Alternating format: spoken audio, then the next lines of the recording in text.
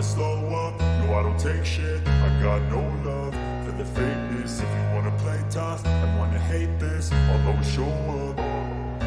I don't ever slow up, no I don't take shit. I got no love for the fakeness. If you wanna play tough and wanna hate this, I'll always show up and make a statement. I don't ever slow up, no I don't take shit. I got no love for the fakeness. If you wanna play tough and wanna hate this, I'll always show up and make a statement. Everything I do so instinctive and so passionate. Every word I move so descriptive like an adjective. I got a vendetta against. Assalamualaikum warahmatullahi wabarakatuh. Salam sejahtera untuk kita semuanya. Jumpa lagi dengan Digital Edu. Kabar kali ini tentang guru honorer dengan gaji dana BOS bisa masuk database. Berikut syarat pendataan tenaga honorer. Sebelum kita lanjut, tekan like, subscribe dan nyalakan lonceng notifikasi agar selalu update info terbaru dari Digital Edu. Pada surat edaran Kemenpan RB tertanggal 22 Juli 2022 tentang pendataan tenaga non-ASN di lingkungan instansi pemerintah yang merupakan sebuah tindak lanjut dari surat edaran tertanggal 31 Mei 2022.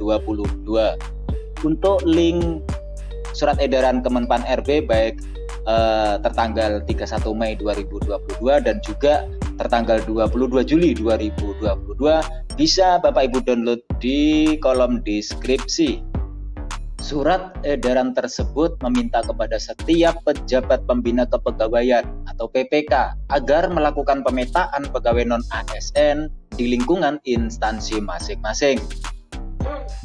Bagi tenaga honorer yang memenuhi syarat dapat diikutsertakan atau diberikan kesempatan untuk mengikuti seleksi CPNS maupun P3K.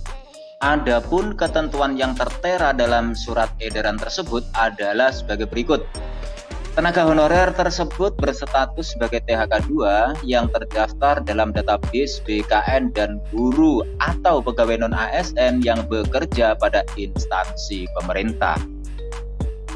Apabila ada yang bertanya, apakah guru atau tendik sekolah swasta yang dikelola swasta juga bisa mengikuti seleksi? Jawabannya adalah tidak bisa, karena ini khusus untuk mendata tenaga honorer yang ada di lingkungan instansi pemerintah atau di sekolah negeri. Artinya, dalam hal ini, yaitu tenaga honorer yang mendapatkan honorarium dengan mekanisme pembayaran langsung yang berasal dari APBN. Mekanisme honorarium yang bisa mengikuti seleksi adalah melalui pembayaran secara langsung yang berasal dari APBN untuk instansi pusat dan dari APBD jika instansi daerah. Dalam artian bukan melalui mekanisme pengadaan barang dan jasa baik individu atau pihak ketiga, misalnya melalui dana BOS dan lain-lain.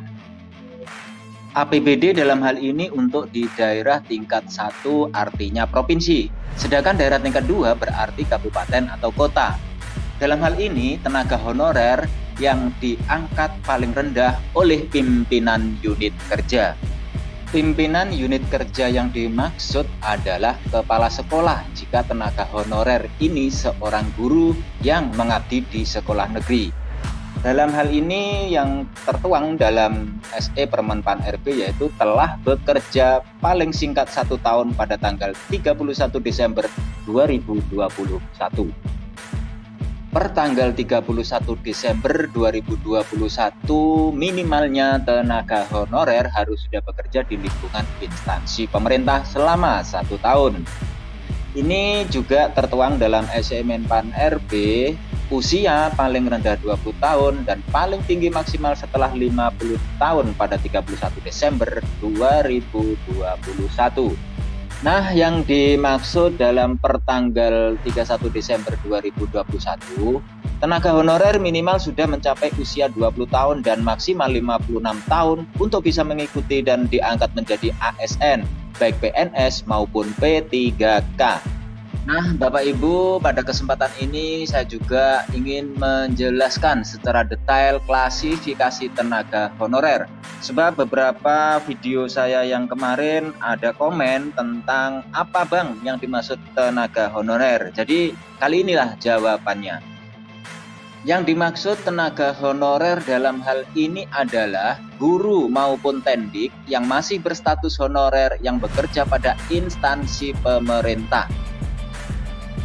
Berdasarkan dari status kepegawaian, klasifikasi status kepegawaiannya adalah sebagai berikut. Guru honorer sekolah yang diangkat oleh kepala sekolah dengan SK pengangkatan dari kepala sekolah yang pembayaran gajinya melalui dana BOS. Kemudian guru honorer tingkat 1 yang diangkat oleh gubernur melalui SK pengangkatan dari gubernur yang pembayaran gajinya melalui APBD provinsi. Berikutnya, guru honorer tingkat 2 yang diangkat oleh bupati atau wali kota melalui SK pengangkatan dari bupati atau wali kota yang pembayaran gajinya melalui APBD kabupaten kota. Dan yang terakhir, guru swasta yang diangkat oleh ketua yayasan melalui SK pengangkatan dari yayasan yang pembayaran gajinya melalui dana BOS atau komite. Perlu dipahami bersama bahwa guru swasta ini tidak masuk kategori karena guru swasta ini tidak masuk dalam kriteria sebagaimana yang telah ditetapkan melalui SE Kemenpan RB tertanggal 22 Juli 2022.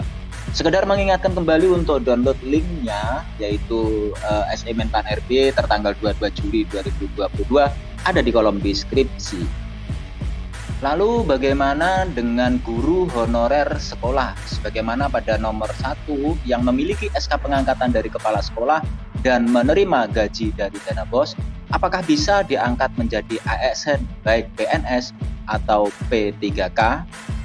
Melihat persyaratan yang ada sampai sejauh ini kiranya memang telah memenuhi syarat. Akan tetapi guru honorer sekolah perlu menunggu kejelasan selanjutnya dari pemerintah. Nah, berikut saya jelaskan tentang guru honorer negeri dengan dana BOS. Jika kita melihat dari Permenpan RB nomor 20 tahun 2022, peserta seleksi dikategorikan menjadi 2, yaitu peserta prioritas dan juga peserta umum. Untuk link Permenpan RB nomor 20 tahun 2022 bisa diakses di kolom deskripsi. Untuk peserta kategori guru honorer sekolah negeri ini dijelaskan berdasarkan masa pengabdian lebih dari 3 tahun, baik pembayarannya dari APBN, APBD, dari sekolah, ataupun dari dana BOS. Jadi aturan tersebut menjelaskan guru honorer sekolah negeri bisa menjadi peserta P3K dengan syarat masa kerjanya terpenuhi dan aktif di Dapodik. Nah, semoga semua tenaga honorer baik guru honorer sekolah negeri maupun swasta beserta tendik agar bisa diangkat ASN P3K di tahun ini sebelum diberlakukannya peraturan di bulan November 2023 mendatang. Demikian kabar tentang adanya beberapa negara yang tidak ada status honorer. Namun di negara tersebut telah menggaji miliaran rupiah. Baiklah Bapak Ibu, semoga informasi ini bermanfaat dan memberikan tambahan wawasan untuk kita semuanya. Terima kasih Bapak Ibu sudah menonton Digital Edu, dan jangan lupa subscribe, like, comment, and share, serta nyalakan juga lonceng notifikasi agar selalu update info-info terbaru dari Digital Edu. Semoga kita diberi kemudahan dan kelancaran dalam segala urusan kita, diberi kesehatan, diberi umur panjang, rezeki yang berkah. Saya mewakili Digital Edu mohon undur diri. Sampai jumpa pada video selanjutnya. Sekian, wassalamualaikum warahmatullahi wabarakatuh.